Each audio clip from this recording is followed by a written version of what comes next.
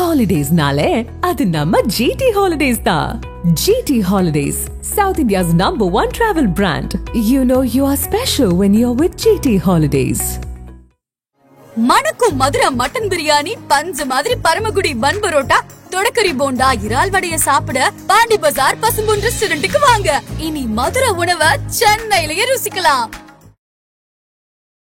பாலையா படத்தை first day first show பார்க்க சொல்லுங்க, அப்ப தெரியும் உங்களுக்கு பாலையா யாரு என்ன ஏதுன்னு. அங்க பாலையாவை ட்ரோல் பண்ணிட்டு உயிரோட வெளில வர சொல்லுங்க பார்ப்போம். அதை தான் இங்க எதிர்பார்க்கணும். நீ வந்து கேமியோ கொடுத்து நீ எங்க படத்தை ஓட வைக்கணும் இல்லை, நான் உனக்கு வந்து கேமியோ கொடுத்து உன் படத்தை ஓட வைக்கலாம் இல்லை சார். அஜித் குமார் இவ்வளவு நாளும் என்னடா பண்ண போற என்ன பண்ண போற அவ்வளவுதான் ஃபேன்ஸை விட்டார் ஒரு லைஃப் டைம் செட்டில்மெண்ட் கொடுத்தாரா இல்லையா? இந்த பண்ண அஜித் குமாரோட வெற்றி விஜயால நினைச்சு பார்க்க முடியாது. கமலஹாசன் கூட்டத்தில் ஒருத்தரா நிக்கிறாரு, அங்க சூர்யா பெர்ஃபார்ம் பண்ணிட்டு இருக்காரு. அப்படி ஒரு கமலஹாசன் அலோவ் பண்ணும்போது அதே லியோல விஜய் முகத்தை காமிச்சு உள்ள வர வைக்கிறதுக்கு என்ன இருப்பது? விஜய் 1000 கோடி பணம் கொடுத்துருவாருன்னு இந்த லியோக்கு பேசுறாங்க சார். அதை யாரை வச்சு பேசுறானுங்க? லோகேஷ் கனகராஜை வச்சு பல எல்சியோ அது இதுன்னு பல விஷயங்களை வச்சு எதிர்பார்த்து நம்ம பேசுறாங்க. ரைட்டுங்களா? இப்பவே நம்ம சொன்னோம் அது வாய்ப்பே இல்லை, விஜய்க்கு அவ்வளவு புள்ளிங் பவரே கிடையாதுன்னு சொன்னோம். பாருங்க 600 கோடினா ஒரு கம்பெனி உருவாச்சுன்னா அதை உருவாக்கி அடிச்சு கொண்டு போய் எங்கேயோ போயிட்டு இருக்கணும் சார். அந்த மாதிரிலாம் விஜய்க்கு ஒரு இன்ஸ்டன்ஸ் கிடையாது சார். அவர் சொந்த மாமா படம் எடுத்தார்ல, என்ன படம் அந்த படம் மாஸ்டர், என்ன ஆனார் அவரு?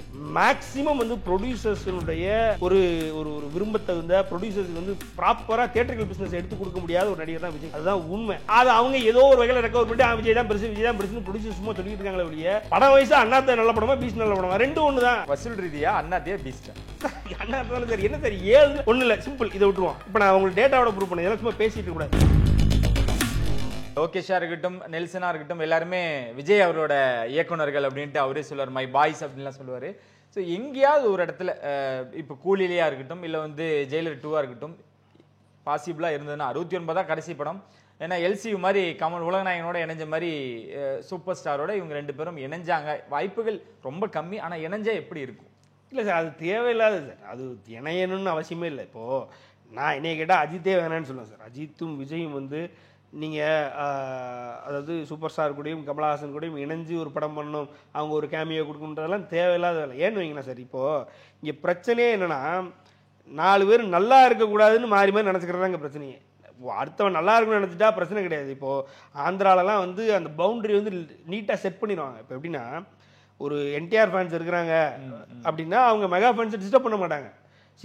அதாவது இவனுக்கு படம் லெவலில் போட்டி இருக்கும். பட் ஆனால் அவன் அழிஞ்சே போயிருன்னு நினைக்க மாட்டான். ஓவராலாக பார்த்தீங்க அப்படின்னா இப்போ பாலையா இருக்கார், இன்னைக்கு வரைக்கும் அவர் தான் வந்து நம்பர் 1 அப்படிங்கும் பொழுது பாலையாவை நீங்கள் ட்ரோலாக ஆக்கலாம். ஆனால் ஒரு இன்னொரு சக தெலுங்கு ஃபேன் ட்ரோல் ஆக்குவானு ஆக்க மாட்டான், யோசிப்பான். நீங்கள் ஓவராலாக நீங்கள் இங்கே பெரிய இவனு ஏதோ அறுத்து தள்ளிடுற மாதிரி அவர் ட்ரோல் அவருடைய படங்கள்லாம் இவன் அந்த 6 ஃபீல் பண்ண மாட்டான். இங்கே காஷ்மீர் தேட்டர் இருக்குது, ஆந்திராவுக்குனே படைக்கப்பட்ட தேட்டரு. அந்த தேட்டருக்குள்ளே போயிட்டு யார் இவர் பாலையா படத்தை ஃபர்ஸ்ட் டே ஃபர்ஸ்ட் ஷோ பார்க்க சொல்லுங்கள், அப்போ தெரியும் உங்களுக்கு பாலையா யார் என்ன ஏதுன்னு. அப்படின்லாம் நீங்கள் ஆந்திராவுக்குள்ளே போய் இங்கே திருப்பதியில் போய் 5 தேட்டர் ஒரே ஸ்ட்ரீட்டில் இருக்கும், ஒரு ரோட்டில் 5 தேட்டர் இருக்கும் அங்கிட்டும். அந்த தேட்டருக்குள்ளே பாலையா படத்தை ரிலீஸ் ஆனே காலையில் போய் இருக்க சொல்லுங்கள், அங்கே பாலையாவை ட்ரோல் பண்ணிட்டு உயிரோட வெளில வர சொல்லுங்க பார்ப்போம். அப்படிப்பட்ட பாலையா, அந்த பாலையாவுக்கு அந்த ஊரில் அவ்வளோ பெரிய மாசு, அந்த மதிப்பை இன்னொரு சக ஃபேன்ஸ் கொடுத்துருக்கானுங்க.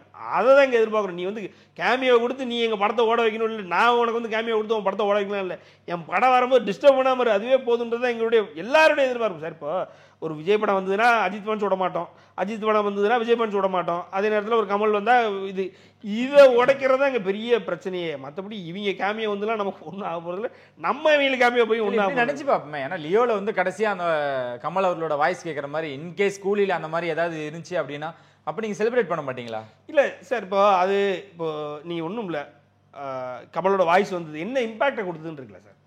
இவங்க இப்போ அடுத்த டியர் ஆக்டர்ஸ் சொல்கிறேன் சார், அடுத்த டியர் ஆக்டர்ஸ் வந்து பொதுவாக வந்து ஒரு கமலையும் ஒரு ரஜினியும் வந்து தூக்கி வச்சு கொண்டாட தயாராக இல்லை சார். தூக்கி வச்சு கொண்டாட தயாராக சார். ஷாருக் கான் ரஜினி தூக்கி ஒரு பாட்டை பாடுறாரு, ஒரு படம் ஃபுல்லாக அவரோட ரெஃபரன்ஸை வச்சு பண்ணுறாரு. ரைட்டுங்களா? இங்கே பார்த்தீங்க அப்படின்னா ஒரு ஒன்றுமில்லாத படம் குணம், அதை தூக்கி எவ்வளோ பெரிய கல்ட் ஆக்கி விட்டானுங்களா இல்லையா? அப்போது மற்ற இண்டஸ்ட்ரி கொண்டாடும் போது இவங்க கொண்டாட மாட்டானுங்களா சார்? இவனுக்கு சார் ஒன்றும் இல்லை, ஒரு கமலஹாசனுக்கு சூர்யாவை தேட்டருக்குள்ளே அவருடைய படம் ஓடிக்கிட்டு இருக்கும் பொழுது ஒரு பெரிய கேமியோ விக்ரம் ஒரு 90% 10% அதில் சூர்யா தான். கரெக்டாக இன்றைக்கி வரைக்கும் ரோலக்ஸ் என்ன பண்ண போகிறான்னு தான் கேட்டுருக்காங்க. அப்படிங்கும் பொழுது அதை ஒரு கமலஹாசன் அலோவ் பண்ணும் பொழுது, அதாவது கமலஹாசன் கூட்டத்தில் ஒருத்தராக நிற்கிறாரு, அங்கே சூர்யா பெர்ஃபார்ம் பண்ணிக்கிட்டு இருக்காரு. ரைட்டுங்களா? அப்படி ஒரு கமலஹாசன் அலோவ் பண்ணும்போது அதே லியோவில் விஜய் எவனோ ஒருத்தன் நிற்கிறான், அது ஃபேக்கு தானே அது? ரைட்டுங்களா? எவனோ ஒருத்தன் கமல் வாய்ஸ் வச்சு நிற்கிறான், அது கமல் வாய்ஸாக சரி அது ஏதோ ஒன்று நிற்கிறான், ஏன் முகத்தை காமிச்சு உள்ளே வர வைக்கிறதுக்கு என்ன இருப்பது? ஏன் லோகே அதை விரும்பியிருக்க மாட்டான்னு நீங்கள் நினைக்கிறீங்களா? சொல்லுங்கள், நீங்கள் சொல்லுங்கள் சார். அதாவது கமலஹாசன் வந்து சூர்யாவை அவருடைய படத்தில் வர வைக்க கமலஹாசன் விரும்பும் பொழுது, கமலஹாசன் சரி சொல்லும்போது அதை லோக்கி விரும்பும் பொழுது கமலஹாசன் கண்டிப்பாக வந்திருப்பார் சார். அப்படிப்பட்ட கமலஹாசனை இதே லியோவில் ஒரு கேமியோ கடைசியில் ஏதோ ஒன்று வந்து சொல்ல வைக்கிறதுக்கு லோக்கி நினச்சிருக்க மாட்டாரா? அதை இவங்க தான் அலோவ் பண்ண மாட்டாங்க. இவனுக்கு என்னன்னா சார், இப்போவே எல்லாம் சாதிச்சிட்டோன்னு இந்த 300-400 கோடி வச்சுக்கிட்டு சுற்றிக்கிட்டு இருக்காங்க சார். இவங்களுக்கு தெரிய மாட்டேது. இங்கே வந்து இவங்களோட ஒன்று சிம்பிளாக அன்னைக்கு கூட ஒருத்தர் பேசிகிட்டு இருந்தேன். இங்கே நடிகர் திலகம்னு ஒருத்தர் வந்தாங்க சார். நடிகர் திலகம் சிவாஜி கணேசனுக்கு அப்புறம் நடிகர் திலகம்னு ஒருத்தர் வந்தாங்க. நடிகர் திலகம் மாதிரி ஒரு நடிப்பு அரக்கன் யாருமே கிடையாது. அப்போ அந்த அளவுக்கு நடிப்பில் இங்கே பேர் போனவங்க யார் அப்படின்னு பார்க்கும்பொழுது நடிகர் திலகம்னு நடிப்பில் நல்லா இருக்காங்கிறதுனால வச்சாங்க. அப்படிலாம் வந்து நடிப்பை பேஸ் பண்ணி வந்தது. இப்போ பார்த்தீங்க அப்படின்னா ஒரு அடுத்த உலகநாயகன் கமலஹாசன் இருக்கார் இல்லையா, அடுத்த உலகநாயகன் மாதிரி இங்கே உலகநாயகி யார் அப்படின்ற போட்டி கிடையாது. நடிப்பில் இங்கே யார் லேடி சூப்பர் ஸ்டார் தான் கேட்குறாங்க. இங்கே மொத்த வேறு வந்து இங்கே சூப்பர் ஸ்டார் அடிக்கணும், சூப்பர் ஸ்டார் ஆனே வந்து அவரை அடித்ததாகவே நினச்சி வாழ்ந்துக்கிட்டு இருக்காங்க சார். ஆனால் இங்கே போட்டி வந்து வேறு இண்டஸ்ட்ரீஸ் கூடன்றதை இங்கே மறந்துட்டாங்க. அதனால தான் அந்த 300-400 வச்சு சந்தோஷப்பட்டுக்கிட்டு நம்ம தான் ஃபஸ்ட்டு நம்ம தனியாக போனாலே போதும், நம்ம வந்தாலே போதும், மாஸ் ஆயிரும் அப்படின்னு நினச்சிக்கிட்டு இருக்காங்க. இங்கே சார் பெரிய பெரிய படங்கள் நீங்கள் பட்டாங்க எடுத்துக்கோங்க, நீங்கள் அதில் எவ்வளோ பெரிய கேமியோ, இவரோட கேமியோ, சல்மானோட கேமியோ, இன்னைக்கு வரைக்கும் அந்த ஒரு பெரிய கூட்டம், ஒரு பெரிய ஜங்கு எடுத்துட்டு போனாங்க. அதனால தான் அது நடந்தது. அப்படி இங்கே கேமியோஸு இங்கே இப்போ இல்லை, அப்போ சிவாஜி எம்ஜிஆர் நடித்ததுலேருந்து அதுக்கப்புறம் பார்த்திங்க அப்படின்னா சூப்பர் ஸ்டார் ரஜினிகாந்த் கமல் நடித்ததுலேருந்து இந்த மாதிரி கேமியோஸுக்குலாம் இம்பார்ட்டன்ஸ் இருந்திருக்கு. அதே நேரத்தில் வந்து கிளப்பிங் மாப்பிள்ளை படத்தில் இங்கேருந்து ஆந்திரா அல்லுடுன்னு சொல்லி அது அவ்வளோ பெரிய ஹிட்டு. அங்கே உள்ள படத்தை தான் இங்கே ரீமேக் பண்ணுவார். ஆனால் ஆந்திரா அல்லுடுன்னு இங்கேருந்து அங்கே போய் அந்த படம் தலைவர் நடித்த மாப்பிள்ளை வந்து ஆந்திராவில் அவ்வளோ பெரிய ஹிட்டு. காரணம் அதில் வந்து தெரிஞ்ச இடத்துல வந்துட்டு போவார். இது ஒரு பார்ட் ஆஃப் என்ன சினிமா மேக்கிங் அப்படிங்கும்பொழுது இதை இவனுக்கு புரிஞ்சுக்கிறவே முடியல. கேட்டால் கேமியா வச்சு படத்தை ஓட்டிட்டார். கேமியா வச்சு தாண்டா ஆண்டாண்டு காலமாக படத்தை ஓட்டியிருக்காங்க. இப்போ அதை வந்து ஓட்டும் பொழுது அப்படியே பார்த்தா சரி நீங்கள் கேமியா வச்சு எடுத்துறீங்களா அப்படின்னு பார்த்தா எடுக்க மாட்டீங்க. அப்போ அவங்களுக்கும் கேமியெல்லாம் வந்துட்டு போகிறாங்க, வைக்கிறாங்க. எல்லா கிளப்பிங்ஸு ஓவரால் பேரண்டிங் கிளப்பிங்ஸ்லாம் ட்ரை பண்ணுறாங்க. ஆனால் அதை வச்சு ஒன்றும் பண்ண முடியல. இங்கே பேரண்டிங் கிளப்பிங் ட்ரை பண்ணால் அது பெரிய லெவலில் எடுக்குது. ஸோ அப்படிங்கும்பொழுது ஆட்டோமேட்டிக்காக இப்போ என்னென்ன சிம்பிள் தலைவரை இல்லை கமலஹாசனுக்கு நீங்கள் வந்து கேமியோ கொடுக்கணும்னு அவசியமே இல்லை. படத்தை ஓட விடுங்க. அவங்க தான் இண்டஸ்ட்ரி லீடர்ஸு. இன்னைக்கு வரைக்கும் அவங்கள தான் 1000 கோடிக்கு எதிர்பார்த்துக்கிட்டு இருக்கோம். இன்றைக்கி ஒரு ஒன்றில் சிம்பிள் இவ்வளோ நாள் வரைக்கும் இவ்வளோ இருந்துறீங்க. விஜய் 1000 கோடி படம் கொடுத்துருவாருன்னு இந்த லியோவுக்கு பேசுகிறாங்க சார். அதை யாரை வச்சு பேசுகிறானுங்க? லோகேஷ் கனகராஜை வச்சு பல எல்சியோ அது இதுன்னு பல விஷயங்களை வச்சு எதிர்பார்த்து நம்ம பேசுகிறாங்க. ரைட்டுங்களா? அப்போவே நம்ம சொன்னோம் அது வாய்ப்பே இல்லை, விஜய்க்கு அவ்வளோ புள்ளிங் பவரே கிடையாதுன்னு சொன்னோம். பாருங்க 600 கோடினா ஒரு எப்போ 2018 வச்சதில் அதுலேயும் 200 கோடி கம்மியாக தான் வச்சுருக்காங்க. கரெக்டாக? அப்படிங்கும்பொழுது நீங்கள் இன்றைக்கி யுனானிமஸாக எல்லாரும் பேசுகிறாங்க 1000 கோடிக்கு இதுக்கு வாய்ப்பு நல்லா இருக்குது, 2 படத்துக்கு இருக்குது. அப்படிங்கும்பொழுது ஒன்று விட்டாலும் இன்னொன்று நடிக்கின்றாங்க. இன்னொரு சில பேர் இது 1000 அடிக்காது 1500 கொண்டு போகன்றாங்க. இந்த மாதிரி யுனானிமஸாக பேச வைக்க முடியுதா? பேச வைக்க முடியும் பொழுது தயவு செஞ்சு நடுவில் வந்து விழாமல் இருந்தீங்க அப்படின்னா நாங்கள் பேசாமல் எங்கள் வேலையை வந்துட்டு போயிட்டு இருப்போம். இல்லையா வந்து மோதி பார்த்தீங்கன்னா உங்களுக்கு இடம் இருக்கிற இடத்தையாமல் ஆக்கிட்டு போயிடுவோம். அதையும் நாங்கள் பண்ணிக்கிட்டு தான் இருக்கோம். அப்படிங்கும்பொழுது பாருங்கள், அன்னைக்கு தான் வாரிசு படம் ஆக ஆகன்ட்டு இருந்தாங்க. அன்னைக்கு ப்ரொடியூசர் உட்காந்து அழுதுட்டு இருக்காப்புல. ரைட்டுங்களா? இதை தான் நம்ம முதல்ல சொன்னோம், வாரிசு குப்பை படம். ஒரு நாடகத்தை உட்காந்து பார்த்தோம்னா வாரிசை பார்க்க முடியாது, துணி முன்னாடி வாரிசு ஒன்றுமே கிடையாதுன்னு அவங்க சொல்லும்போது கேட்கல. இப்போ ப்ரொடியூசரே உட்காந்து சொல்லும்போது வேறு வழி இல்லை. அது மாதிரி நாளைக்கு லியோ வருவார், கோட்டு வருவார். இப்போ லியோ படம் எடுத்தவர் இப்போ என்ன பண்ணிட்டு இருக்காரு சொல்லுங்கள்? எல்ஐக்கேன்னு ஒரு படம் எடுத்துக்கிட்டு இருக்காரா? ரைட்டா? இதை தான் நம்ம முதலே சொன்னோம் சார். என்னென்னா இந்த ஒரு படம் எடுத்தாங்க பிகில் எடுத்ததுக்கப்புறம் கம்ப்ளீட் அவுட்டு. அதுக்கப்புறம் அந்த பையன் பிரதீப் ரங்கநாதன் எடுத்த படத்தை வச்சு தான் அது பேக் டு ஃபார்மே வந்தாங்க. அவங்க யார்? AGS group. ஏஜிஎஸ்னுடைய அந்த அர்ச்சனா காலபத்தி இருக்காங்களா, அவங்க போயிட்டு ஒரு ட்வீட், சும்மா போட்ட ட்வீட்டில் இந்த வருடத்தினுடைய 100 crores ஈட்டிய படங்கள் அப்படின்னு அவன் சும்மா போகிறான் ட்வீட். இவங்க கீழே போய் எழுதிக்கு வந்த பேரையும் சேர்த்துக்கோ அப்படின்னு அந்த பிரதீப் ரங்கநாதனுடைய படத்தை எழுதுறாங்க. இது 100 கோடி இந்த வருஷம் அடிச்சிருச்சு. அவங்க பிகிலேருந்து ரெக்கவர் ஆகிறதுக்கு பிரதீப் ரங்கநாதன் தான் தேவைப்பட்டாங்க. அதே மாதிரி லியோலேருந்து ரெக்கவர் ஆகிறதுக்கு 7 ஸ்க்ரீன் ஸ்டுடியோக்கு எல்ஐக்கே தான் தேவைப்படுது. சீமானே உள்ள எடுத்து வச்சிருக்காங்க. தளபதி 69 வாங்கி வச்சிருக்காங்கல்ல. தளபதி 69 இது டிஸ்ட்ரிபியூஷன் தான் வாங்கி வச்சிருக்கேன். டிஸ்ட்ரிபியூஷன் பெரிய விஷயமா சார்? சார் ப்ரொடக்ஷன் ஒரு பெரிய ரூபா பேமெண்ட் பண்ணியிருக்காங்க.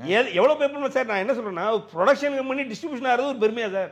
இப்படிலாம் தான் தேவையில்லாமல் சப்ஸ்டாண்டர்ட் செட் பண்ணிட்டு இருக்கீங்க. இப்போ ஒரு இவன் எடுத்துக்க, இப்போ யார் நீங்கள் பேர் என்ன கேஜிஎஃப் எடுத்துக்கிட்டீங்க அப்படின்னா அந்த படம் வந்து ஆட்டோமேட்டிக்காக அந்த படத்தினுடைய ப்ரொடியூசர் வந்து மேலே ஹொம்பாலை ஃபிலிம்ஸா ஓகே ஹொம்பாலை ஃபிலிம்ஸ் மேலே அடுத்தடுத்த ப்ராஜெக்ட் பெரிய ப்ராஜெக்ட் இன்வெஸ்ட் பண்ணி ப்ரொடியூஸ் பண்ணிட்டு இருக்கான். நீங்கள் லிங்கா எடுத்தவர் அதுக்கப்புறம் பஜ்ரங்கி பாய்ஜான் எடுத்தார். இன்னும் பெரிய 600-700 crores படம்லாம் எடுத்துகிட்டு இருந்தார். ஒரு சிவராஜ்குமாரும் இவரும் சேர்ந்து அது பேர் என்ன ஓகே சிவராஜ்குமார் காம்போல ஒரு படம் வந்துச்சு. சிவராஜ்குமாரும் இன்னொரு பெரிய நடிகர் ஈ படத்தில் வருவார்ல, அவருடைய காம்போல ஒரு பெரிய அந்த படத்தை ப்ரொடியூஸ் பண்ணார். தலைவருடைய ஒஸ்ட் படத்தை எடுத்தவங்க கூட பெரிய பெரிய படத்தை பிடிச்சி பண்ணியிருக்காங்க. ஏன்னா மினிமம் கேரண்டி வெளியில் வந்துடுவாங்க. ஸோ அப்படிங்கும் பொழுது இவங்க பார்த்துட்டு ப்ரொடக்ஷன் பண்ணிட்டு பார்த்தா அங்கே டிஸ்ட்ரிபியூஷன் போயிட்டாங்க. அடுத்த படத்தை ஹேண்டில் பண்ணுறதுக்கு ஆள் இல்லை. பார்த்தா ஏஜிஎஸ் கோட்டு நல்ல வசூல் தானே கொடுத்துருக்காங்க. அவங்க 2024 எங்களுக்கு தான் அப்படின்னு சொல்லிட்டு பிளாக் அவங்க டிராகன் பிரதீப் ரங்கநாதன் சார் படம் எடுத்துட்டு இருக்காங்க. என்ன சார் இந்த படங்கள் எடுக்க தானே செய்வாங்க சார்? அப்படி இல்லை சார், லாஜிக்கே இல்லை. இவ்வளவு நேரம் பேசுனது ஓகே, இல்ல லாஜிக் பார்த்தா ஏஜிஎஸ் அங்கேயே விழுந்திருக்கணும்ல. அவங்க பிகில் லாபம்ன்றாங்க, அதுக்கப்புறம் கோட் எடுத்தாங்க. கோட் 2024 ரொம்ப ஸ்ட்ராங்கா. அதுதான் சார் சொல்லுங்க, இந்த லாபம்ன்றதே வந்து ஒரு ப்ரமோஷனுக்காக தான்றதான் இப்போ தான் வெளியில வந்துகிட்டு இருக்குல்ல சார். நான் அதை தான் சொல்கிறேன். அவங்க லாபம்னு சொல்கிறது அவங்க சொல்லிடுவாங்க சார். இங்கே டிஸ்ட்ரிபியூட்டர் சைடு என்னாச்சுன்னு பார்க்கணும். நீங்கள் அடுத்த படத்தை அவங்க படத்தை ஒரு 500 கோடி 600 கோடின்னு ஃபஸ்ட்டு படத்தை எடுத்துடுறாங்க. 300 கோடி 400 கோடின்னு எடுத்துடுறாங்கன்னு வைங்க, ரைட்டுங்களா? 300 கோடி 400 கோடி எடுத்துகிட்டு டிஸ்ட்ரிபியூஷன் இங்கே அவங்க வந்து நெட்ஃப்ளிக்ஸ்லையும் ஆடியோ ரைட்ஸையும் அப்படி இல்லைன்னா ஒரு சேட்டலைட் ரைட்ஸையும் கொடுத்து தப்பிச்சிடுறாங்க, ரைட்டுங்களா? இங்கே டிஸ்ட்ரிபியூஷனுக்கு அவங்க எவ்வளோ கொடுக்குறாங்கன்றதை பார்க்க வேண்டியிருக்கு. டிஸ்ட்ரிபியூஷன் கொடுத்துட்றாங்க, கொடுத்துட்டு அதை ரெக்கவர் பண்ண முடியாமல் அடுத்தது என்ன பண்ணுறாங்க அப்படின்னா கம்மி பட்ஜெட்டில் ஒரு படம் எடுத்து உனக்கான 1 கோடியோ 2 கோடியோ நான் ரெக்கவர் பண்ணி கொடுக்குறேன். இதுதான் சார் இன்னைக்கு இல்லை தமிழ் சினிமா உருவான. பார்த்துருந்தா அவங்க பிகிலே பின் வாங்கி இருக்கணும்ல. பிகில் முடிச்சதுக்கு அப்புறமே ஏஜிஎஸ் அந்த பக்கம் தலை வச்சு கூட அதுக்கப்புறம் கோட்டுன்னு நீங்க பரவாயில்ல நாங்க பண்றோம் அப்படின்ட்டு அவங்க தான் பெருசா இல்லை சார். ரெக்கவரி படங்கள் எப்பயுமே வந்திருக்கு, இது புதுசு கிடையாது சார். எப்படி இருக்கணும்னா, அதாவது ஒரு கம்பெனி ஒரு படத்தை வச்சு சம்பாதிச்சு அடுத்து பெரிய பெரிய படங்கள் எடுக்கணும். ஒரு ஏவிஎம் எடுத்துக்கிட்டீங்கன்னா, நான் சொல்லலை இதெல்லாம், நான் எனக்கு தெரியவே தெரியாது நடந்தது. ஏவிஎம் சரவணன் உட்காந்து முரட்டுக்காலைக்கு அப்புறம் என்ன ஆச்சு ஏவிஎம்னு பேசுவார் அவர். இன்னும் அவங்களாம் அப்போ உள்ள அந்த என்ன சொல்கிறது ரெக்கார்டிங், இந்த ஒரு வாட் யூ கால் ஒரு சீரீஸ் ஆஃப் வீடியோஸ் இருக்குது, எபிசோட்ஸ் இருக்குது. இன்னும் நீங்கள் ஏவிஎம்முடைய இங்கே உள்ள அந்த இதில் போய் பார்த்தீங்க அப்படின்னா ஹெரிட்டேஜ் லைப்ரரியில் இன்னும் அதெல்லாம் இருக்குது. நீங்கள் அவங்க உட்காந்து முரட்டுக்காலைக்கு அப்புறம் என் படம் ஒரு கம்பெனி உருவாச்சுன்னா அதை உருவாக்கி அடித்து கொண்டு போய் எங்கேயோ போயிட்டு இருக்கணும் சார். அந்த மாதிரிலாம் விஜய்க்கு ஒரு இன்ஸ்டன்ஸ் கிடையாது சார். சார் அவர் சொந்த மாமா படம் எடுத்தார்ல, என்ன படம் அந்த படம் மாஸ்டர், என்ன ஆனார் அவர்? உட்காந்து பேனூட்டில் பேட்டி கொடுத்துட்டு இருக்காரு அவர். நேசிப்பையா படம் எடுத்தாரு. அந்த படத்தோட ப்ரமோஷன் மறுபடியும் சொல்லுங்க. இப்போ விஜய் இப்போ ரஜினிகாந்த் எடுத்தவங்க ரஜினிகாந்தை வச்சு திருப்பி 4-5 படம் எடுத்துட்டு இருக்காங்க. அதே நேரத்தில் வேற வேற பெரிய பெரிய எல்லாருக்கும் வாய்ப்பு தர வேணாம், ஒரு பேனருக்கே கொடுத்துட்டு இருந்தா ஓகே தான் சார். அது வந்து இப்போ அப்படி நீங்க பார்க்கும் பொழுது அது வந்து தலைவருடைய கம்ப்ளீட்டான ஒரு எண்ணம் சார். அவர் அடுத்தவன் வாழ வைக்கணும்னு நினைக்காதுன்றது அவரோட. பட் ஆனால் அவர் எவனை வாழ வைக்கணும்னு நினைக்கிறாரு அவன் அழிஞ்சிருக்கான அது வரைக்கும். அதுதான் கொஸ்டின். அவங்க மாமாவே கேட்டிருந்தேன் ஒரு சேனல்ல உட்காந்து இன்டர்வியூ கொடுவாங்க. அவர் படத்தோட ப்ரொமோஷன் கொடுத்துருக்காரு. நேசி ஏதோ ஒன்று சார், எல்லாம் ஒன்று தான் சார். இப்போ நீங்கள் நேசிப்பாயான்றீங்க, நீங்க எத்தனை பேருக்கு நேசிப்பாயான்னு தெரியும்? சத்தியமா சொல்றேன், ஏதோ ஓரளவுக்கு சினிமா பார்க்குறேன். எனக்கே நீங்க யார் அவர் என்ன பண்ணிருக்கேன்னு தெரியல. ஸ்ரீவர்தனோட டைரக்ஷன்ல வந்த படம் உங்களுக்கு தெரியலன்றது எனக்கு ரொம்ப அக்செப்ட் பண்ணிக்க முடியாது. நான் மறுபடியும் சொல்றேன் சார், நீங்க அந்த அளவுக்கு தான் அதுக்கு ஹைப் இருக்கும்போது இப்போ நேசிப்பாயான்னு சொன்னா பொதுவாக தெரிஞ்சிருக்கணும் எல்லாத்துக்கும். இப்போ நீங்க வேற எந்த படத்தை சொல்லுங்க, ஓரளவுக்கு நீங்க ஒரு அரண்மனை சொல்லுங்க, அரண்மனைனா என்னன்றது எல்லாருக்கும் தெரியுமா தெரியாதா? அந்த அளவுக்கு சிம்பிள். என்னன்னா ஒரு ப்ரொடக்ஷன் கம்பெனி வந்து நீங்க சொல்ற மாதிரி இது நான் தப்புன்னு சொல்லல. அதாவது அவன் யார் வேணாலும் ப்ரொடியூஸ் பண்ணலாம், சின்ன படத்தையும் பண்ணலாம், பெரிய படத்தையும் பண்ணலாம், எது வேணாலும் பண்ணலாம். பட் ஆனால் ஒரு ப்ரொடக்ஷன் கம்பெனி எப்படி வரணும்னா, ஏன்னா இண்டஸ்ட்ரி அந்த மாதிரி வழிவகுத்து கொடுக்கும் சார். எப்படின்னா நீங்கள் ஒரு படத்தை எடுத்து அந்த படத்தை தியேட்டர்கள் டிஸ்ட்ரிபியூஷன் பண்ணி அந்த தியேட்டர்ஸுக்கும் அந்த டிஸ்ட்ரிபியூட்டர்ஸுக்கும் பெரிய லாபம் கொடுத்துட்டீங்க அப்படின்னா அவன் வந்து உங்கள்கிட்ட சின்ன படமே எதிர்பார்க்க மாட்டான், அந்த பெரிய படம் தான் எதிர்பார்ப்பான். பெரிய படத்தை வாங்க தயாராக இருக்கான்னா நீங்கள் எவ்வளோ பெரிய பட்ஜெட்னாலும் இன்வெஸ்ட் பண்ணலாம். ஆனால் அவன் தயாராக இல்லைன்னு வைங்களேன், நீ இன்னொரு பட்ஜெட் இப்படி கொண்டு வந்து கொடுத்தேன்னா அதே மாதிரி எனக்கு இந்த ஒரு சின்ன டெபிசிட் இருக்கும், ஒரு லட்சங்கள் டெபிசிட் இருக்கும் ஒவ்வொரு தியேட்டருக்கும், சரிங்களா? அவன் வந்து வேறு சின்ன சின்ன படங்களை தேட்டரில் ரிலீஸ் பண்ணி இல்லை வேறு டேஸை வச்சு அதை ரெக்கவர் பண்ணுவான். அப்படி தான் பெரிய பெரிய படங்கள் வந்து ரிலீஸ் ஆகி முடியும் பொழுது, ஃப்ளாப் ஆகி ரிலீஸ் ஆகி முடியும் பொழுது. அப்போது அதை நான் வந்து ரெக்கவர் பண்ணுறதுக்கு ஒரு சின்ன பட்ஜெட் எடுத்து சின்னதாக கொடுக்குறேன். இவன் வந்து பார்த்தீங்கன்னா ஒரு பொட்டன்ஷியல் கலெக்ஷன் இதுக்கு முன்னாடி கொடுத்துருக்கான் பிரதீப் ரங்கநாதன், அதுமாதிரி உங்களுக்கு கொடுப்பான் அப்படின்ற ஒரு நம்பிக்கையை கொடுக்குறதுக்கு தான் அந்த மாதிரி படத்துக்குலாம் போவாங்க. இல்லைன்னா போகவே மாட்டாங்க. நீங்கள் என்ன நடந்தாலும் அப்படி தான்.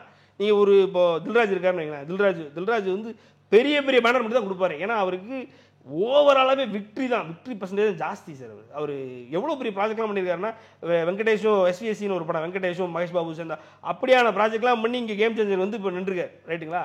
அப்படிப்பட்டவர் ஏன் அவருக்கு ஏன் சின்ன சின்ன ப்ராஜெக்ட்டுக்கும் போகிறாருன்னா போவார், சின்ன சின்ன ப்ராஜெக்ட்டுக்கும் போவார் வருவார். விஷயம் என்னன்னா அந்த டெபிசிட்டை மேக் ஓவர் பண்ணுறதுக்கு தான் போவாங்களே. அதை நான் அக்செப்ட் பண்ணிக்கிறேன். பட் நீங்கள் சொல்லக்கூடிய விஜய் செலக்ட் பண்ணக்கூடிய ப்ரொடியூசர்ஸ் எல்லாருமே வந்து அவர் வந்து ஷஃபிள்லாம் பண்ணுவார், ரிப்பீட்டடாக ஒருத்தருட்டே நிற்க மாட்டார். அவங்க மாமாவா இருக்கட்டும், யாருமே இருக்கட்டும், ஏஜிஸா இருக்கட்டும், இவர் வந்து எனக்கு தெரிஞ்சு கிட்டத்தட்ட ஷஃபிள் பண்ணி தான் தராரு. இன்கேஸ் அங்கே அவங்களுக்கு பெரிய நட்டம் ஆனாலோ நஷ்டமானாலோ, பிகில்ல எனக்கு தெரிஞ்சு பிகில்ல அவ்வளோ நஷ்டம் அப்படின்றீங்க, கோட்டுக்கு அவ்வளோ தூரம் செலவு பண்ணக்கூடிய அவசியமே அங்கே இருந்திருக்காது இல்லை? அங்கே பிகில்ல பண்ண அதுதான் ரெக்குவயர்மெண்ட் ஆக்கிட்டாங்களா சார்? இப்போ அதை தானே சார் சொல்கிறேன், அன்அடல்ட்ரேட்டடாக நீங்கள் படம் வந்து டிஸ்ட்ரிபியூஷனும் பிஸ்னஸும் உங்கள் பொறுப்பு அப்படின்னா பிரச்சனை கிடையாது. இவங்க தான் சார் ரோஹிணியே லியோ ஃபர்ஸ்ட் டே உடல தெரியுமா? ஒரு பிரச்சனை ஆச்சு தெரியுமா? ஏன் ஆகலை? ரோகிணி ஓனரு, அவங்க ஃபேன்ஸு, அவங்க இதில் இருக்காரு, கட்சியில் இருக்காரு. அப்படிப்பட்ட ரோகிணியே விட மாட்டாங்கன்னா எவ்வளோ மோசமான பிஸ்னஸ் பண்ணிருக்காங்கன்னு தெரியல அவங்களுக்கு. இங்கே ஃபோர்ஸ் பண்ணி தானே சார் பண்ணிட்டு இருக்கானுங்க. அதுதான் விசிபிளாகவே தெரியுது இல்லை. இங்கே வந்து பிஸ்னஸும் இஷ்டம், நடிக்கிறது மட்டும் தான் என் வேலைன்னு இங்கே பார்க்குற நடிகர்கள் 2 பேர் தானே சார் இந்த டியரில். அதில் ஒன்று ரஜினிகாந்த், இன்னொன்று அஜித். இந்த 2 பேரும் அவங்க அவ்வளோ ஃப்ரீடம் கொடுக்குறதுனால தான் ஆர்கானிக்காக என்னைக்குனாலும் அடிச்சா நிற்பாங்க சார், நிற்பாங்க. நான் ஒன்றும் இல்லை சார், அஜித் குமார் இவ்வளோ நாளும் என்னடா பண்ண போகிறா, என்ன பண்ண போகிறா, அவ்வளோதான் ஃபேன்ஸை விட்டார் ஒரு லைஃப் டைம் செட்டில்மெண்ட் கொடுத்தாரா இல்லையா? நீங்கள் இந்த பண்ண அஜித் குமாரோட வெற்றி விஜயால நினச்சி பார்க்க முடியுமா சார்? நினச்சி பார்க்க முடியும். ஆர்கானிக்காக அந்த மனுஷன் சின்ன வயசுலேருந்து எப்போ 90, 92 பேட்டி கொடுக்கும்போது, 95 பேட்டி கொடுக்கும்போது ஆசை நாயனாக இருந்தார். அப்போ பேட்டி கொடுக்கும்போது சொல்லியிருக்காரு, எனக்கு ரேசிங்னா ரொம்ப பிடிக்கும், நேரத்தெல்லாம் போட்டுக்கிட்டு இருந்தாங்க. அப்படிங்கும்பொழுது அப்போ இருந்தே ஒருத்தன் வந்து ஆர்கானிக்காக ஒரு விஷயம் பிடிச்சி போய் அதை பேஷன் ஆக்கி, அதை வந்து காம்படிட்டிவ் ஆக்கி, அதில் வந்து வின் பண்ணி ஜெயிச்சு நிற்கிறான் அப்படின்றது ஒரு லைஃப், ரியல் டைமில் லைஃப்பில் ஆர்கானிக்காக ஜெயிச்சு வந்தவனுடைய ஒரு வாழ்க்கை எப்படி, அது கொடுக்குற இன்ஸ்பிரேஷன் எப்படி, லைஃப் டைம் செட்டில்மெண்ட் அஜித் குமாருக்கு. அதே மாதிரி இப்போ என்ன நம்ம ரஜினிகாந்த் என்ன எதிர்பார்க்குறோம், ஒரு 1000 கோடி படம் கொடுத்துரு தலைவா அப்படின்னு தான் ஓவரால் அவர் கொடுப்பாரு. இதுக்கு நடுவில் நீ இப்போ சார் விஜய் வச்சு எடுத்த பாதி ப்ரொடியூசர் அவுட்டு தான். நீங்கள் அவர் இது யார், எந்த படம் அந்த பைரவா வச்சு ஒருத்தர் எடுத்தார், அவர் ஆல்மோஸ்ட்டு முடிஞ்சுது. சாரி, விஜயா ப்ரொடக்ஷன்ஸ் முடிஞ்சுது. அதுக்கப்புறம் புலி அவர் சொந்த பிஆர்ஓவை இன்றைக்கி ஃபீல்டுலேயே இல்லாமல் ஆகிட்டார். அவர் உட்காந்து அங்கங்கே பேட்டியாவது கொடுப்பாரு, அதுவும் இல்லாமல் போச்சா. நீங்கள் 2010 ஏறக்குற 2016, 17 வரைக்கும் சார் ஒரு இவரையே கொஞ்சம் லைட்டாக உட்கார வச்சுட்டாங்க சார். இப்போ தான் சார் அவர் கொஞ்சம் மறுபடியும் எஞ்சி வராரு. நம்ம கலைப்புலி சாரையே இப்போ உட்கார வச்சுட்டாங்க, மறுபடியும் இப்போ தான் எஞ்சி வர்றாரு. இதுக்கு நடுவில் பெரிய தேனாண்டாவில் உட்கார வச்சாங்களா, தேனாண்டாவில் பொண்ணு இல்லாமல் ஆகிட்டாங்க. மேக்ஸிமம் வந்து ப்ரொடியூசர்ஸினுடைய ஒரு ஒரு ஒரு விரும்பத்தகுந்த ப்ரொடியூசர்ஸுக்கு வந்து ப்ராப்பராக தியேட்டரிக்கல் பிஸ்னஸ் எடுத்து கொடுக்க முடியாத ஒரு நடிகர் தான் விஜய். அதுதான் உண்மை. அது அவங்க ஏதோ ஒரு வகையில் ரெக்கவர் பண்ணிட்டு விஜய் தான் பெருசுன்னு ப்ரொடியூசர் சும்மா சொல்லிட்டு இருக்காங்களே ஒழிய உண்மை அது இல்லை. ஏன்னா உண்மை அதுன்றது தெரிஞ்சிடும் சார். இப்போ சலார் எடுக்கிறவங்க, அதாவது கேஜிஎஃப் எடுத்த கும்பாலே சலார் எடுக்கிறான்னா அது தெரியுது. இந்த பாடுறா இந்த முடிச்சுட்டு அதில் வந்து காசை போட்டு இதை எடுக்கிறான் பாடுறா அப்படின்னா அது தெரியுது, ரைட்டுங்களா? இப்படி ஒவ்வொரு ப்ரொடக்ஷன் இப்போ ஜெயிலர் எடுத்தால் ஜெயிலர் 2 எடுக்கிறாங்கன்னா தெரியுது. இப்போ வேட்டையன் எடுத்துட்டு இந்தியன் 2ல் அதுக்கப்புறம் பெரிய பெரிய படங்கள் எடுக்கிறாங்கன்னா தெரியுது சார். இவங்க என்னத்தை பண்ணிட்டு இருக்காங்க? சும்மா நம்ம உட்காந்து சப்பை கட்டிட்டான் இல்லை நல்லா அவங்க இதில் அவ்வளோ திமுறா வேற பக்கத்தில் உட்காந்து சித்தார்த்து சொல்லிட்டு இருக்காப்புல. அது மாதிரி இப்போலாம் வந்து படம் ரிலீஸ் ஆகும்போது என்ன கலெக்ஷன் ஆகுதே தெரியல. இவங்க திமுறா வேற சிரிச்சுக்கிட்டு இருக்காங்க. என்ன சிரிச்சு போய் நீங்கள் மறுபடியும் பிரதீப் ரங்கநாதன் தானே படம் கொடுக்குறீங்க? நீங்கள் ஒரு அஜித்துக்கு படம் கொடுத்தீங்க, அப்படி இல்லைனா ஒரு சூர்யாவுக்கு படம் கொடுத்தீங்க, ஒரு யார் விக்ரமுக்கு படம் கொடுத்தீங்கன்னா பரவாயில்ல. இல்லை இன்னைக்கு தான் எல்லாம் பேன் இண்டியன் லெவலில் ப்ரொடக்ஷனே பண்ணுறாங்களா, அப்படிங்கும்போது வேறு ஏதாவது போய் ப்ரொடக்ஷன் பண்ணிங்கன்னா பரவாயில்ல. நீங்கள் விஜயை முடிச்சுட்டு அதை டெபிசிட்டுக்காக நீங்கள் பிரதீப்கிட்ட போகிறீங்க, அதுக்கப்புறம் அதுலேயும் பத்தலை அப்படின்னு மறுபடியும் விஜய்கிட்ட வரீங்க. இது ஒரு விளையாட்டாக சொல்லுங்கள்? இந்த விளையாட்டை வச்சுட்டு நீங்கள் வந்து தமிழ் சினிமா ஹெல்த்தி ஆக்க முடியும்னா ஆக்க முடியாது. தமிழ் சினிமா ஹெல்த்தி ஆக்கணும்னா பெரிய பெரிய ப்ரொடியூசர்ஸ் வந்து பெரிய பெரிய ப்ராஜெக்டில் அவங்க கரெக்டாக நம்பர்ஸ் ஒர்க் அவுட் பண்ணி பண்ணாதான் முடியும். அதை பண்ணுறதுக்கு சூப்பர் ஸ்டார் ரஜினிகாந்த் அஜித்தால மட்டும்தான். விஜய் அவர்கள் வந்து சன் பிக்சர்ஸ்ல டேட் கேட்டார்னா சன் பிக்சர்ஸ் வந்து ப்ரொடியூஸ் பண்ண மாட்டாங்க. யோசிப்பாங்களா சார்? இப்போ பீச்ல என்ன நடந்தது யோசிப்பாங்களா? பீச்ல பாத்துட்டாங்களா அவங்க? பீச் லாபம் அவங்க தானங்க சொன்னது. யார் சொன்னா? சூப்பர் ஸ்டார் அவர்களே சொல்றாங்க. ஆமா சார், அவரு எல்லாவனையும் இப்படிதான் சார் தூக்கி கூட்டு போயிருவாரு. போற போக்குல தூக்கி விட்டு போய் பீஸ்ட் நல்ல படம் எவனா நினைச்சோமா? நம்மள விடுங்க சார், உங்களே என்ன விடுங்க. விஜய் ரீதியா வந்த விஷயங்கள் மறுபடியும் அதை ஏத்துக்கிறீங்க. சூப்பர் ஸ்டாரை விட்டுருங்க. நான் என்ன சொல்றேன், சூப்பர் ஸ்டார் சொன்னதை விட்டுருங்க. நீங்க எங்களையும் விட்டுரு. விஜய் ஃபேன்ஸ் பீஸ்ட் நல்ல படம் ஓடிச்சு கலெக்ஷன் சொன்னாங்க. விமர்சன ரீதியா படம் சரியில்லை சார். அது சூப்பர் ஸ்டார் சொன்ன டைலாக். நீங்க மறுபடியும் அங்கதான் வரீங்க. அவர் எல்லாவனையும் வாழ வைப்பாரு. இந்த திருமாணிக்கம்னு ஒரு படத்துக்கு ஒரு பக்கம் எழுதியிருக்காரு சார். அந்த சேரன் இருக்காருல்ல, அந்த சேரன் சூப்பர் ஸ்டார் ரஜினிகாந்த் பற்றி பேசாத பேச்சு இல்லை. அவருக்கு ஒரு படத்தை பத்தி நல்லா ஆகாவோன்னு எழுதியிருக்காரு. அப்படிப்பட்ட மனுஷன் அவர் எல்லாத்தையும் நல்லா தான் இருக்கும் பாரு. பீஸ்ட் நல்ல படம்னு ஒருத்தனும் ஒத்துக்கிட மாட்டான். அப்படிங்கும்போது பீஸ்ட் எடுத்த சன் பிக்சர்ஸ்ல நீங்க டேட் கேட்டு கொடுத்தா நீங்க உங்களை யார் வேண்டாம்னா அப்படி பார்த்தா அண்ணாத்தே தான் அவங்களும் இழுப்பாங்க. ஜெயிலர் நடிச்சிருக்காருல்ல, ஜெயிலர் நடிச்சிருக்காரு சார். நாங்க டேட்டா வச்சு அளவுக்கு இப்போ அண்ணாத்த எப்படி போச்சு நம்மளுக்கு தெரியும். வசூல் ரீதியாவும் சரி, விமர்சன ரீதியாவும் சரி. அப்போ அப்படின்றப்போ அதுக்கு அடுத்தது ஜெயிலர் அப்படின்னு ஒரு படம் கொடுக்குறாங்க. பீஸ்ட் அவ்வளோ ஒன்றும் இல்லை, வசூல் ரீதியாகவும் விட்டு அப்படின்றப்ப வசூல் ரீதியா ஹிட் அப்படின்றதே வந்து உங்களுக்கு சூப்பர் ஸ்டார் ரஜினிகாந்த் சொல்லி தான் தெரியும். ரைட், அவர் சொன்னதாவே இருக்கட்டும், ரைட்டுங்களா? அப்படிங்கும் பொழுது பீஸ்ட்டை எடுத்த சூப்பர் ஸ்டார் சன் பிக்சர்ஸுக்கு அடுத்த படம் கொடுக்கணும்னு மனசு வரல, நம்ம என்ன பண்ண முடியும்? இவ்வளவு தூரம் போறனால கேட்கறேன், அண்ணாத்த வசூல் அதிகமா இல்ல பீஸ்ட் வசூல் அதிகமா? அங்க மட்டும் நிற்போம். இல்ல சார், பீஸ்ட் நான் என்ன சொல்றேன்னா, உங்களுக்கு நீங்க சொல்லுங்க, வசூல் விடுங்க. படம் வயசா அண்ணாத்த நல்ல படமா பீஸ்ட் நல்ல படமா? ரெண்டும் ஒண்ணுதான். வசூல் ரீதியா அண்ணாத்தையா பீஸ்டா? அண்ணாத்த தானே சார். என்ன சார் 7 ஒன்றும் இல்லை, சிம்பிள். இதை விட்டுருவோம். இப்போ நான் உங்களுக்கு டேட்டாவோட ப்ரூவ் பண்ணேன், இதெல்லாம் சும்மா பேசிட்டு இருக்கக்கூடாது. 7 நாளில் 200 கோடி கலெக்ஷன் வந்துச்சு அப்படின்னு சொல்லி அண்ணாத்தைக்கு ப்ரூஃப் இருக்கு. சரி, அந்த ப்ரூஃபை போட்டவர் விஜயோட பிஆர்ஓ. சரி, சரிங்களா? பேர் என்ன ரியாஸ் ரியாஸ் சார் தான் 7 நாளில் அண்ணாத்த 200 கோடிக்கு ப்ரூஃப் இருக்கு. பீஸ்ட் ஒன்று காட்டுங்க சார். அண்ணாத்த எடுத்தது சன் பிக்சர்ஸ். நான் இப்பவும் சொல்கிறேன் சிம்பிள். நீங்கள் கேட்குற கேள்விக்கு ஆன்சர் என்கிட்ட இருந்தாலும் சொல்ல முடியும் சார். இல்லாத நானும் சொல்கிறேன் பாருங்க. என்னன்னா அண்ணாத்த எடுத்தது சன் பிக்சர்ஸ், பீஸ்ட் எடுத்தது சன் பிக்சர்ஸ். அண்ணாத்த 7 நாள் அப்படின்னு சொல்லி 7 நாளில் 200 கோடி அப்படின்னு சொல்லி டைரக்டர் ஷேர் பண்ணியிருக்காரு. அண்ணாத்த படத்தில் நடித்த சூப்பர் ஸ்டார் எல்லாத்தையும் கூப்பிட்டு தங்க மோதிரம் கொடுத்தாரு. அண்ணாத்த படத்தை பற்றி விஜயனுடைய பிஆர்ஓ ரியாஸ் சார் இந்த படம் 7 நாளில் 200 கோடி தாண்டி இருக்குன்னு போட்டிருக்காரு. இதெல்லாம் ப்ரூஃப். பீஸ்ட்டுக்கு ஒன்று காட்டு. மீண்டும் நான் கேட்குறேன், பீஸ்டோட வசூல் அதிகமா இல்ல அண்ணாத்தோட வசூல் ஓவராலா கேட்குறேன்? அண்ணாத்த தானே சார்? அண்ணாத்த தான். ஆமாம் சார். இதுக்கான பதில் நம்ம கண்டிப்பா அடுத்த இன்டர்வியூ கூட பேசுவோம். ரொம்ப நன்றி பிரதர்.